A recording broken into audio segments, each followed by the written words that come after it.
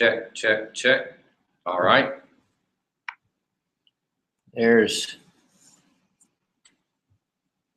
we are. Here we are. Let me get rid of this and put that over there, and we'll get going. Richard, were you able to get on? Yeah. Okay, fantastic. My junk over there. Well, welcome to our first live broadcast of our Executive Challenges Town Hall. This is a monthly town hall that Cirrus Business Group hosts in conjunction with the University of Georgia Gwinnett Campus, where they have some great executive education programs as well as other graduate programs in Gwinnett County. This week, I want to introduce my co-panelist, Coach Judy Harris. She is a licensed business coach, a licensed coach facilitator. She is certified in the Hogan instruments and has a wealth of experience doing executive coaching and helping lead turnaround within organizations. Welcome, Judy. Thank you, Chris. And Judy is a valued part of our team at Cirrus Business Group. So the topic for this week is really, this month, is getting out of your own way. What are some of the things we do that executives, leaders in business, we get in our own way when it comes to success, and how do we overcome those? So Judy, I'll just throw the question over to you. As you have coached executives at all levels within organizations, what are some of the biggest challenges you see that or obstacles we put up for ourselves? Great question, Chris, because before we can learn how to get out of our own way, we got to figure out how did we get in our own way. Right. And usually it starts right up in your head. It's that internal constant conversation going on in your head about what's working, what's not working, I can't, all those things that just rattle around in your brain. And the more you go there, the bigger they get. It reminds me of something I had a mentor tell me about early in my career. And he said, you are what you are and where you are because of what you've listened to, the books you've read, and the people with whom you associate. That's right. And if we're putting negative stuff, especially if we're the ones generating it, that's already going to color our world, and it kind of becomes a self-fulfilling prophecy, doesn't it? It does, and it just goes back to the law of attraction that we've heard so much about in the last many years. What you are, you attract. So if you don't like what's coming into your life, you need to look at yourself, because we do attract what we're about. Someone told me, I don't know, one of my coaches told me early on, if you can spend all that time worrying, why not turn it around and imagine the best? That's good advice. That's good advice. Something else that we talk about a lot, especially when we're coaching and we're looking at organizations, we talk about systems. Yes. And taking that systems approach. And one of our founding principles is that every organization is perfectly designed to produce the results it's currently producing. Absolutely. And so if you don't like the output of that system, you have to look at why is the system producing those results and how do we change that? What are some things from a systems standpoint that you've seen executives do or business leaders do that where they're actually setting things up to fight against themselves? Well, one of the things that can be broken is not the system itself as much as procrastination. We've got a good system, but we maybe are experiencing some inertia. We don't know how to get out of the chair to go do it. So before you look at the system, look at the symptoms you've already got. Your procrastination, just not getting to things, a messy office, you can't find things. And then it just gets to the point where you say, I don't know what to do next. My brother had the best line for that. He goes, sis, I know you don't know what to do next, but if you could take just one step, what would that be? And once you take the first step, you're on the road. You're on the road to take it. Yeah, that breaking that inertia Yeah. and understanding that organizations have inertia also. I remember sitting down with one of our clients the other day, and there's some things going on in this organization where the same issues keep coming up over and over and over again. And they keep coming back and centering around the same individual within that organization. And in this case, the biggest obstacle for this particular business leader to achieving what he's trying to achieve with the organization is the failure to act when he knows what to do. He's just, for whatever reason, not choosing to do that. And I don't know, sometimes it's the fear of that unknown. Yes. The same reason people stay in bad relationships, right? Or they stay in bad jobs because they don't know what's out there. And so they don't get out of their own way. They don't even look out a different window to see where the opportunity is. They get so stuck in what's going on in their life that they can't see the opportunity that's right next to them. And but you went back to systems as well. Sometimes you need to diagram out that system. If you've got a revolving door of turnover, you need to systematize your hiring process, your onboarding process, all of those things that are getting in the way of effective hiring and management. Yeah, we've had that come up with a client recently also. We were looking at this particular organization, and we've talked in the past about the 4 stages of team development: forming, storming, norming, and performing. And we were just scratching our heads going, why in the world can we not get this organization beyond the storming stage? And the reason is because the turnover is so high in this particular organization that they never get, they're always in the forming stage. And because they've got such new turnover, instead of leaning into the conflict and working through those issues so they can move on, they push away from it because it doesn't feel comfortable, because they don't have enough trust with the people in the organization, because they're all new. Right. And again, that goes back to that same company, to their whole system for locating good health, or keeping the good health. Their systems are broken.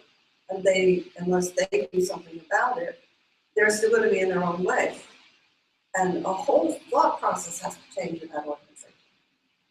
We talked about a lot of the obstacles and the self-talk. We talked about engineering systems and the way we react. Right. We have to own our own contribution.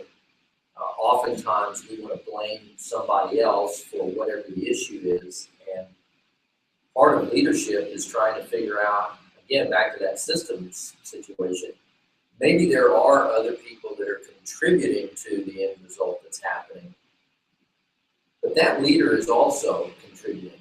If having done nothing more than allow certain behaviors to exist and persist in the organization, and oftentimes, I don't know if you've seen this, Judy, but oftentimes they inadvertently reward the very behaviors that they don't want. Right. Right. When you're looking from the outside, as we do, you just shake your head sometimes, because they're in their own way and they can't see it. They can't even see how they are. And they're making excuses. Yes. It's not my fault. Yes. It's the system. Yes. Well, if it's the system is broken. I'm a victim of circumstance. Yes. And I've got news for you. If you're watching on our Google Hangouts live broadcast, we're all victim of circumstances. The difference between people that are successful and those that aren't is they assess the circumstances and they react to them in such a way that they still get the outcome that they're striving for. We've all got circumstances that we're dealing with. So let's talk about the positive side of this thing. How do we, when we've got these obstacles, what needs to happen? What needs to change in order to begin making progress and getting out of our own way? The conversation inside your head and the one with others is the first thing you have to do. You have to start thinking in new ways, and you can react in a negative manner, or you can take positive action. And that takes some thought to go through that positive action. I like affirmations myself. I tell myself things differently, and just have to get rid of that stinky thinking. Mm-hmm. And I heard something else in what you said. We do a lot in our executive coaching with helping people learn who they are. Right. And why sometimes we do certain things, or whether we like it or not. It's how we do it. And so those assessments such as DISC or using Hogan with both the strengths as well as the challenges or derailers, as they used to call it. Yeah, that can really help a person to get out of their own way when they understand more about how they naturally behave and react to certain situations. That understanding turns all kinds of lights on. It's like, no, I don't do detail well, and it's okay because somebody else can do it. So again, if I'll be in my own way. If I have to take on a detailed project, I'll be in the way of the company because that is not where I play best. So another thing in the company is, in its own way, if you will, you need to look at, do you have the right players in the right seats? Yes, yes. But sometimes you can have good people who are just in the wrong seats on the bus. Right. And we talk a lot when we're doing our executive coaching and leadership about the Welch quadrant of how you categorize different employees. And if you've got somebody that they really get the culture, they understand what you're trying to achieve with the organization, they're just not having very good results in the role they're currently in. One of the things you need to look at is, are they in the wrong seat on the bus? Is there another role in the organization where they can actually bring value through their strengths rather than creating obstacles and challenges because of their things that they're just not naturally strong at? Right, and when you're not naturally strong at it, it becomes difficult to do. You don't do well with it, and you tend to push it away, procrastinate, make excuses. All of those things will come up if you've got the wrong person. And then you got to ask, who's driving this bus? Yeah. And take a look at the qualities of the driver. So what you're saying, I think, is that it really starts with owning the fact that we've got to admit that we are contributing to our own obstacles. Yes, absolutely. Absolutely. Now, one of the things that we'll do with teams that I think is a very powerful exercise, especially for leaders, to help them see the things that they're doing with their teams that might be getting in the way of their team being as effective, is something that's called the team effectiveness exercise. And the way this works is pretty simple. First of all, it requires quite a bit of vulnerability on the part of the leader. Leader has to be willing to be vulnerable in front of his or her team. And what they'll do is they'll start out, get their next level of reports in the room. And you can even do this on a one-on-one. And the first thing you ask them to write down is, what is the one overarching strength that you feel that I bring to our team or our group? And write that down, and then you share that. Now, if you're the person in the hot seat, as we like to call it, then your only response in this exercise is thank you. Or you can ask a clarifying question. If you're not quite sure what they said, then say, tell me a little bit more what you mean by that. Help me understand. But don't go any deeper. And that's going to be very important in the next part of the exercise, which is, all right, guys, now I want you to tell me, what is the I know I probably do several things, but what's the biggest thing that I do that gets in the way of you being more successful in what you do? And this could be something that I either need to do more of, maybe I need to stop doing, or maybe I need to start doing something that I'm not doing now. They write that down. And it's real important that you have them write this down, because people will tend to, if they haven't written it down, they won't be as committed to their answer. And that you want to be sure that you're getting honest feedback in order for this to be a valuable exercise and not just a stroking of the ego. That's not the point.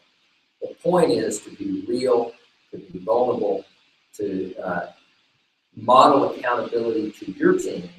Right. And then you go around the rest of the team and you do this exercise with them. But you have them share, each of them share what that thing is that holds the team back, that you need to work on. And again, your response is simply thank you, or if you need some more understanding, ask for clarification.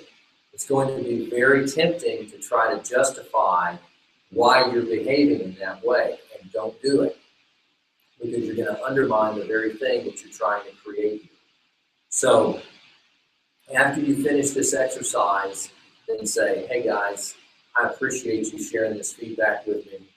If I'll agree to be accountable to you guys for working on improving in these areas that you shared with me, will you agree to hold me accountable and to support me as I work on these for you? And then you take that around the group. And I found that to be an extremely powerful exercise, not only in helping individuals get out of their own way, because most of the time we don't know what we're doing. It's creating that obstacle. But it also works very well to help teams get out of their own way. And it really does. That feedback is so important. And what we have to remember, and what I want to get the point across to everybody today, is feedback is just feedback. It's a gift. Yes, it is. And if it stings a little bit, you need to look at it, because there's something about you that's reacting in that way. So many times we get totally defensive with the less than positive feedback. But if we take it in the manner in which it's given, especially this exercise, it can really help you change your results in all areas of life. Absolutely. And what we're not talking about here is there's going to be something, you can't make everyone happy. But because there's just some people that I guess they would lean on a pickle or a lemon or something. They're just not. Yeah. They got some pickles. That's right. But for the most part, you've got to take that feedback that somebody finally took the courage to tell you. And whether you want to hear it or not, that's their perception. That's the reality in which they live. And so, again, back to what we talked about earlier, we've got to look at how did we contribute to that situation? How did we reinforce that opinion that this individual now has of us, or their assumption of the motives behind our behavior, right? Right, because what we're displaying out there is what they see, regardless of what we think or feel inside. It's their perception that can be getting them to come into play. Another thing, Chris, that I've seen happen, especially when the market is lean and people are overworked and overwhelmed. Mm-hmm. That can really get in the way. I know the companies have to be pretty lean to keep the profit margin, return on investment, and all that stuff. But there's a point where the company can get too lean. And when the people are in overwhelm and the task they have to do, they actually slow down. They can actually slow down because they can't focus. Well, let's see, I've got 9 things to do. Which one should I start with? And they don't get started. And that's a great point. And we wrote an article on the blog not too long ago called Too Lean to Grow. Right. And that really is something that we've seen clients struggle with as they leaned up to survive the recession. And now as we're coming out of it, they really liked the numbers and the cash flow that started getting off with that very lean organization. The problem they've got now is there's very little, if any, excess capacity to absorb those new customers or take on any other projects or initiatives that need to get done within the organization.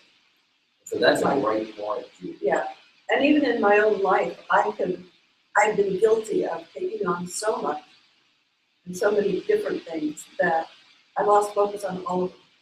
Yeah. And so it's time to step back and what am I going to start doing, stop doing, and continue doing. And I have to think some of that out. And I'm not doing anything well at that point. So That's that's a the whole way I lot get like my that way. clarity thing that Yeah. keeps coming up over and Yeah. over. Yeah.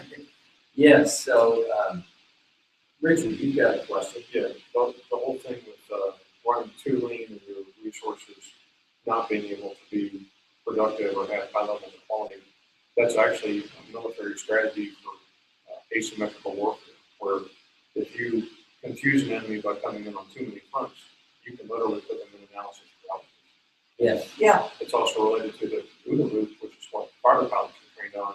They have to process 360 degrees in all the weapon systems and their communications, and the ones that can actually do that are very rare, and that's why it's such a selective process. Most people can't perform under that kind of chaos. It just shuts them down. Right. Yeah, that's a great point. And so much of what we teach in our organization, especially when it comes to teams, team dynamics, comes out of a lot of the research and training that the military did, because in those situations, it truly is life and death. One other thing that I wanted to mention, if this sounds like it's really hard, it is. Yeah. Leadership is hard work. Something else we share with our clients, especially our coaching clients, when we're doing one-on-one coaching, is the concept that as you rise in responsibility within an organization, you move up that org chart, your individual rights decrease. Mm-hmm. You lose the right to have a bad day. You lose the right to not get that feedback and not solicit that feedback from your team. You lose the right to just say, well, you know, that's just the way I am and you've got to deal with it. Now you can do that, but you're not going to have a very effective organization and you're not going to be very effective as a leader, because people need to respect you and they need to want to be a part of that team rather than just be scared of how you're going to report them on the review or whether or not they're going to get that next raise and maybe be moved out of the organization. That's why I think the assessments are so essential in the organization for the leader to understand who's on his team. What are the 4 basic styles and how do they work and how do they impact on each other? And the more you know of that, the more you can come to a different kind of understanding. Oh, this person is of this style.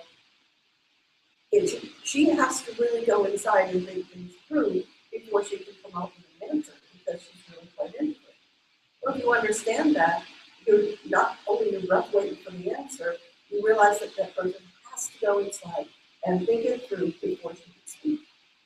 Versus the more extroverted people, and us included, who, if you don't know what we've been thinking, you haven't been listening. That's right. That's right.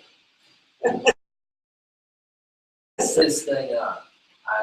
What I think I've heard you say from the folks that you coach is, number one, if you feel like you're hitting this wall, the first thing to stop and do is assess, what is that self-talk? What are you telling yourself? What are those messages? Right. And what are the other messages that you're putting into it? Do you need to go back? I was in Ziegler one time when he was challenged on an airplane. He told somebody that he was a motivational speaker. And the guy sitting next to him that had asked him, I said, yeah, that stuff, it's all nice, but it doesn't really stick. And Zeke's response was, well, neither does a shower. That's why you get pregnant.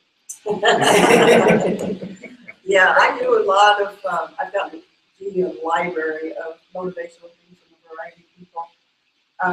And it's important to keep those things going. They do change your subconscious. They do impact that, that thought pattern in there, and the daily affirmations. Just reminding yourself that everything is fine. Everything is fine. And another thing that can get in the way, and I love this one, it's that one thing you have to do, and you really don't want to do it. Go read Brian Tracy's book, Eat That Frog. If you eat a live frog the first thing every morning, the rest of your day is really easy. Yes. Yes. I love that book. So try to find the hardest thing to do it first. So we've got the messages we're playing in our head. We've got phonetically what we're telling ourselves and what we're putting in. Right. And in addition to that, we want to solicit that feedback from those around us and know, especially if it's our organization that we're trying to move forward or our team, we want to know from them what we're doing. So it's kind of taking those blinders off and owning our contribution to whatever it is we're trying to push through. Right. No more blaming, no excuses, own it. And it's much easier to resolve them. Yeah. Dr. Steve Olson over at Robinson College of Business with GSU talks about in the systems concept. In systems, there is no blame. Right. There just is a system. And so you just own your contribution to that system and you just change it. And that's a lot easier to say than to do. It is. Especially with the sophistication bias that we all struggle with at different times. But those are the two big things. And just, prioritize and take that first step, isn't it? It is. Just take that first step. And you don't have to know what all the other steps are going to do. Like my brother said, let's take the first one. The rest will come to you. And they do. And I guess the last point I'd like to make is how serious would you think an athlete is if they told you that one of their dreams was to go out and represent their country in the Olympics? And you would think, man, that's great. And you'd start, your follow-up question would be, well, where are you training and who's your coach? Well, I don't really have one. I'm reading some books. I'm listening to some tapes. I think I can do this myself. And most of you are laughing. And I will tell you, business is an Olympic sport. You need a coach. The reason you need a coach is because sometimes the things that you need to hear are not very pleasant. And you need somebody that has no vested interest in telling you anything other than what you need to hear to get out of your own way.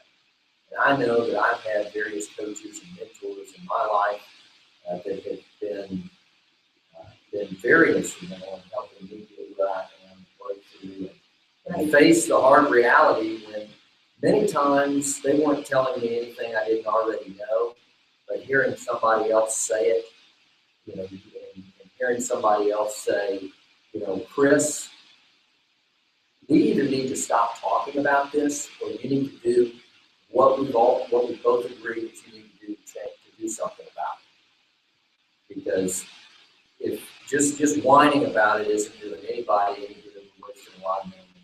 Right, and it's exhausting. Yes. Well, very good. Well, we want to thank you for being with us for the September Executive Challenges Town Hall.